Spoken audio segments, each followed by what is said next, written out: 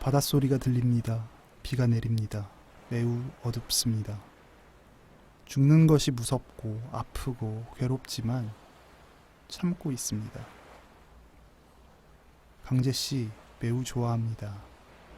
세상 제일 누구보다도 당신을 좋아합니다.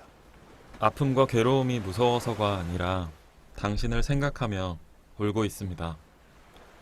내일 밤 잠잘 때 꼭 그렇듯이 당신의 사진을 보면서 웁니다. 슬픔이 힘든 게 아니라 고마워서 눈물이 납니다. 당신에게 줄 수 있는 것 아무것도 없어서 죄송합니다.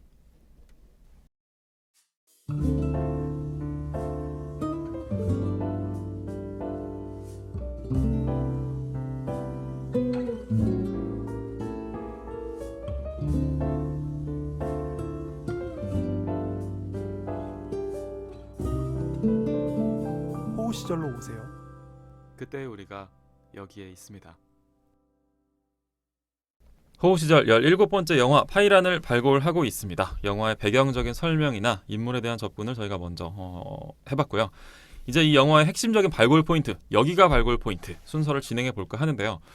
첫 번째 여발포로는 일단 이게 핵심적일 것 같아서 먼저 한번 여쭤보고 싶은 게 있어요. 조세프님한테. 최민식 씨가 이 강재는 영화 초반에 용식이가 저지른 살인사건의 목격자가 되는데 네. 그 뒤로 용식이와 이제 딜을 하죠. 용식이의 죄를 대신 뒤집어 씀으로써 조직과 보스의 안위를 보장하고 강재 자신은 살인범 누명을 쓰고 대신에 감옥에 들어가는 대신에 돈을 받는 거죠. 거액의 그치. 돈을. 네. 이 돈을 받으면 강재는 자신의 고향에 의기양양하게 언젠가 돌아가서 배 한 척 딱 가지고 이제 꿈에 그리던 생활을 할 수가 있는 거예요. 그런데 그랬던 강재가 이 파이란의 흔적을 따라서 대진 여행을 다녀온 뒤에 또 파이란의 시신을 자기 눈으로 확인한 뒤에 별안간 입장을 바꿔버리죠. 맞아요. 용식아 나 못하겠다. 안 할래 그거. 안 들어갈래. 라고 입장을 바꾸거든요. 자, 여기가 첫 번째 발굴 포인트입니다. 강재는 왜 이렇게 입장을 바꾸고 수감을 거부했을까요? 왜 거래를 파기했을까? 네. 이거죠. 계약 파기죠 이건 네. 사실. 용식이 입장에서는 있을 수 없는 일인 그렇죠. 거죠. 저는 그게 이 영화의 주제의식이라고 생각해요. 네. 보여주고 싶었던 건데 결론은 이제 뭐 성장인데 강제의 성장인데 이쯤 네네. 되면 저는 성장 도르예요. 모든 영화가 다 성장이야. 근데 또 그렇죠. 모든 네. 영화가 성장이죠 사실. 네. 네. 모든 영화도 성장에 대해서 다루고 있지만 네. 모든 관계는 사실 필연적으로 성장이라는 음. 요소를 갖추고 있다라고 생각해요. 네네.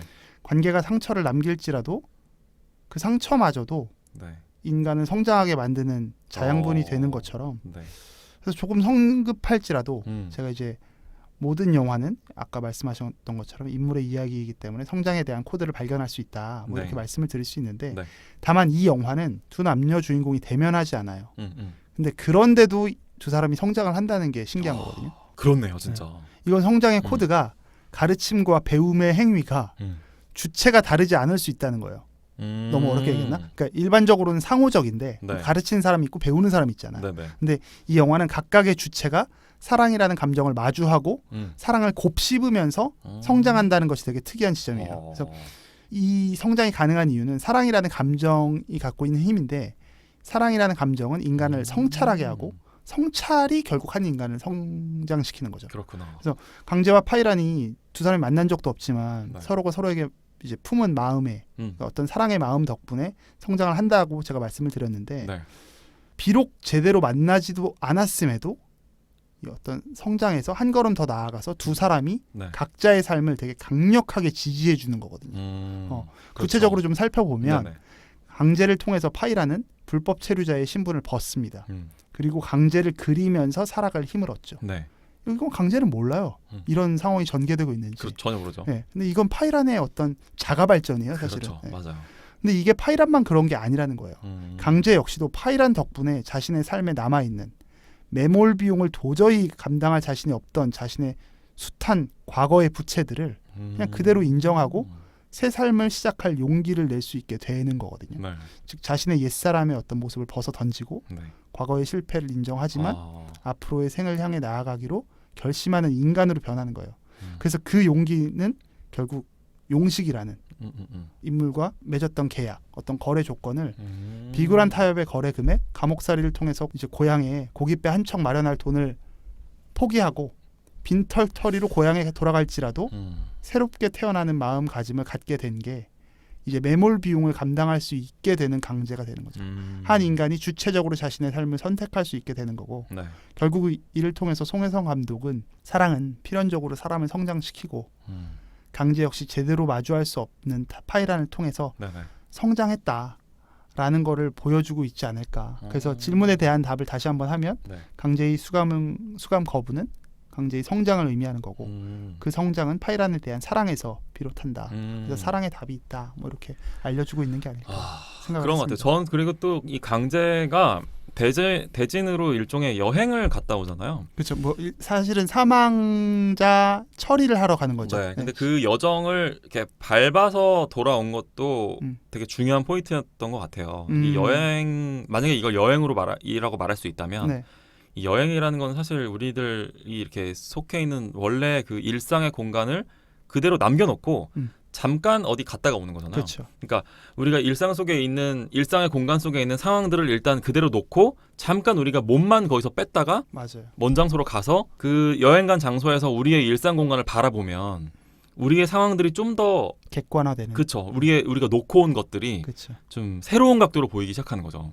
그래서 우리가 여행을 좋아하는 이유나 뭐 여행을 또 좀 종종 다닐 필요가 있는 그런 이유가 사실 이런 데 아마 있는 걸 텐데 자기의 삶과 일상 혹은 또 뭐 당연하다고 생각했었던 그 자기의 그런 인생의 요소들을 좀 객체화해서 약간 유체 이탈해서 보게 된다는 거죠. 그래서 아마 강제 대진 여행이 저는 그런 효과를 내면서 자기가 인천에 놓고 온 게 얼마나 헛된 욕망이었는지를 한번 보게 되는 한편 네. 또 반대로 자기가 고향에 또 두고 온 사실은 인천이라는 공간은 강제에게 또 고향을 기준으로 하면 또 여행 공간이잖아요. 그렇죠. 그러니까 자기가 고향에다가 두고 온 건 뭐였는지 그건 또 얼마나 순수한 꿈이었는지를 돌아보게 만드는 역할을 했다고 봐요. 그래서 대진이라는 공간은 인천과 고향 아마 군산이었던 것 같은데 네. 인천과 군산 사이에서 뭘 선택할지를 물어보게 하는 그 질문의 공간이었다는 거죠. 아주 좋은 해석이네요. 네. 그렇기 때문에 굳이 인천은 이제 욕망들이 막 이렇게 뒤엉켜 있는 그런 도시잖아요. 그래서 이제 파이란이라고 하는 이 인물로 인해서 그런 순수한 사랑이 말씀하신 대로 이 강제의 시선을 인천이 아니라 고향 쪽으로 향하게 만드는 그 성장의 어떤 동력으로 작용하는. 맞아요. 그러니까 빡센 현실에 있으면 이게 눈을 가리죠. 그렇죠. 근데 이제 여행을 가서 호흡을 달리하면서 맞아요. 한 사람의 삶과 죽음을 보면서 그렇죠. 내가 갖고 있는 진짜 꿈은 고깃배 한 척이었을까? 그렇지. 아니면 내가 정말 원했던 건 무엇이었을까를 사색하게 되는 것 같아요. 그렇죠. 그렇게 되면 이제 용식이 대신 깜빵에 들어간 거는 이제 강제 옵션에서 제외되는 거죠. 부차적인 게 되는 그렇죠. 거니까. 그래서 저는 이 영화 보면은 이 영화에서 처음과 또 중간에도 그렇지만 이렇게 막 마지막 장면도 흑백으로 처리되잖아요. 그렇죠. 그런 것들도 저는 조금 비슷한 느낌을 받게 되더라고요. 네네. 우리가 흔히 왜 막 고대 조각상들이나 네. 아니면 뭐 인상파 화가들이 이렇게 막 인간을 나체인 상태로 그리고 네, 하잖아요. 네. 그런 걸 보면은 그게 왜 그런지를 생각해 보면 그게 가장 인간의 좀 순수한 모습이고 또 변하지 않는 모습이기 때문에 영원성을 추구한다는 그런 의미라고 할 수 있을 텐데 저는 흑백이라는 것도 비슷한 효과를 내지 않나 싶더라고요. 이 흑백 안에도 물론 명도와 채도의 차이점은 물론 있지만 총천연색의 컬러 스펙트럼을 회색의 영역으로 다 밀어넣는 거잖아요. 네. 그러면서 이제 우리가 색깔에 현혹되지 않고 그 물체의 형태에 보다 집중해서 살필 수 있게 된다는 거죠. 사실은 강제는 인천으로 갔을 때는 뭐 정말 총천연색의 그런 화려한 색깔을 찾아서 아마 간 거였을 텐데 파이란이 주로 등장하는 장면에서 흑백이 되잖아요. 네. 이 파이란이 이제 흑백 색안경 역할을 해주는 거죠. 그래서 뭐가 더 중요한지를 좀 깨닫게 해주는 역할을 하지 않았나. 그래서 나중에 파이란 장례식장에 이렇게 갔을 때 그 무렵이 되면 강제가 막 그 꽁꽁 얼어있는 강 위로 막 뛰어가가지고 막 되게 아이처럼 순수하게 뛰어노는 그런 강제가 되어 있거든요. 맞아요. 이미 세면대에 오줌 싸는 그런 강제랑은 좀 달라요. 네. 그런 효과들을 강제의 순수성을 좀 부각시키는 역할로 저는 이 흑백을 필터를 사용하신 게 아닌가라는 생각도 들었는데 혹시 이 흑백 부분에서 좀 어떤 생각을 하셨는지? 처음엔 잘 모르겠더라고요. 네. 근데 이제 명색이 영화 발굴 채널인데 흑백이 좀 더 감성적이지 않나요? 막 이런 이야기를 하려고 하다가 수 있죠. 네. 근데 저도 좀 더 다시 보면서 생각을 좀 더 해봤는데요. 제가 영화에 2시간 축이 있다고 했잖아요. 네. 그러니까 강백란이라는 인물이 살아있는 시간과 죽은 시간인데 네. 여기에다가 강제의 삶과 죽음도 이제 좀 얹혀보자는 거죠. 자, 이 가설을 생각하시고 네. 영화의 흐름으로 복기를 해볼게요. 네. 무슨 사기꾼 같아. 근데 자, 잘 네네. 따라오세요. 잘 네네. 따라오세요. 네. 근데 빨려들어 뭔가. 영화의 흑백으로 표현되는 시간은 네. 영화의 시작, 즉 파이란이 한국으로 건너오는 시간과 맞아요. 뭐 중간에 잠깐 살짝 오버랩되는 부분이 있지만 그렇죠. 네. 흑백으로 표현되는 시간은 영화의 시작인 파이란이 한국으로 건너오는 시간과 영화의 마지막인 파이란도 이미 세상을 떠났고 그렇죠. 강제마저 세상을 떠나게 되는 순간 이게 가장 큰 장면이거든요. 흑백으로 표현되는. 영화에서 오프닝 씬은 흑백 장면이 지속되다가 네. 1년 후라는 자막이 밑에 깔리면서 컬러로 맞아요. 변경이 맞아요. 돼요. 네. 그리고 클로징 씬은 컬러로 이어지다가 최민식 씨, 그러니까 네. 이강재가 숨이 끊겨졌음을 표현해 주는 정도의 장면부터 흑백으로 오버랩됩니다. 네. 영화의 시작과 끝이 이렇게 변화가 서로 수미상관처럼 이어지는데 재밌다. 그렇다면 시간을 좀 쪼개보는 거죠. 네네네. 둘이 함께 같은 공간, 즉 파이란과 강재가 모두가 살아있는 시간은 사실 흑백으로 표현되는 거예요. 또 서로가 떨어져 있는 시간은 컬러로 돼 있어요.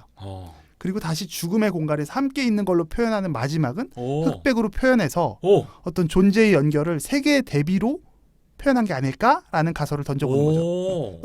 너무 장황하겠나? 상당히 논리적인데요. 근데 이거 근거가 확실하잖아. 그러니까 두 사람이 흑백으로, 그러니까 흑백의 의미냐 아니냐보다 흑백과 컬러를 두 사람이 함께 살아있는 시간과 떨어져 있는 이승과 저승으로 구분된 시간을 사실 그게 현실의 빡센 그 컬러로 나오는 거고. 그렇구나. 그 아련한 거를 이제 흑백으로 했다라는 가설을 던지는 겁니다. 이 정도면은 진짜 영화 발굴 채널로서의 그 본분은 충분하게 하신 것 같다는 생각이. 다행이네요. 네. 아주 좋은, 아주 정말 너무 재밌는 참신한 접근이었어요. 네. 송혜성 감독이 등판하지 않으셨으면 좋겠어요. 그러게요. 저 그런 의도는 아닙니다. 저의 감상일 뿐입니다.